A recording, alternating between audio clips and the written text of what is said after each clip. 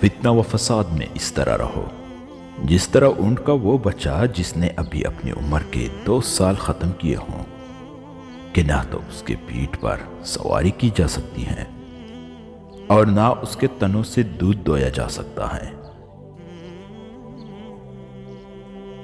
جس نے طمع کو اپنا شعار بنایا اس نے اپنے آپ کو سب کیا، اور جس نے اپنے پریشان حالی کا اظہار کیا وہ ذلت پر آمادہ ہو گیا، اور جس نے اپنی زبان کو قابو میں نہ رکھا اس نے خود اپنے بے وقتی کا سامان کر لیا۔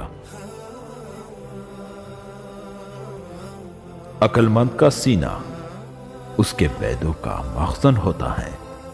جو شخص اپنے آپ کو بہت پسند کرتا ہے وہ دوسروں کو ناپسند ہو جاتا ہے۔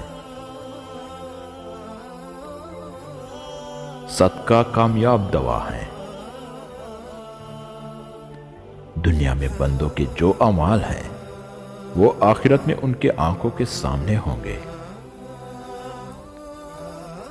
یہ انسان تعجب کے قابل ہے کہ وہ چربی سے دیکھتا ہے اور گوشت کے لوتڑے سے بولتا ہے اور ہڈی سے سنتا ہے اور ایک سوراخ سے سانس لیتا ہے۔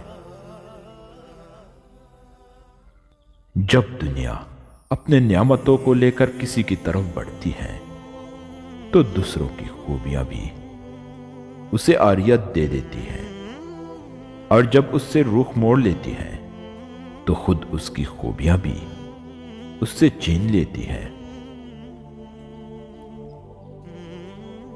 لوگوں سے اس طریقے سے ملو کہ اگر مر جاؤ تو تم پر روئیں اور زندہ رہو تو تمہارے مشتاق ہوں۔ دشمن پر قابو پاؤ تو اس قابو پانے کا شکرانہ اس کو معاف کر دینا قرار دو۔ لوگوں میں بہت درماندہ وہ ہیں جو اپنی عمر میں کچھ بھلائی اپنے لیے نہ حاصل کر سکے، اور اس سے بھی زیادہ درماندہ وہ ہیں جو پا کر اس سے کھو دے۔ جب تمہیں تھوڑی بہت نعمت حاصل ہو تو ناشکری سے انہیں اپنے تک پہنچانے سے پہلے بقا نہ دو۔ جسے قریبی چھوڑ دے اس سے بیگانے مل جائیں گے۔ ہر فتنے میں پڑ جانے والا قابل عتاب نہیں ہوتا۔